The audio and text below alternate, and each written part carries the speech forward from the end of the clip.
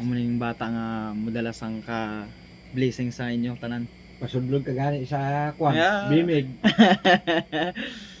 Ay mo, Gagi, mga...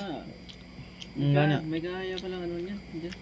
Mga like mga may like Grocery pinasukan yan. Mm. Tsuhay yan. Oo, di ba?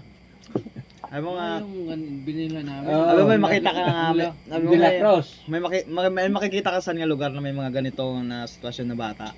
Kung may makita ka na doon ng mga places ng mga ganon, yun yung tipong tao na maganda yung ano, maganda yung pamumuhay at saka maganda yung ano, tinatawag na pakikisama sa lahat. Kasi alam mo bakit?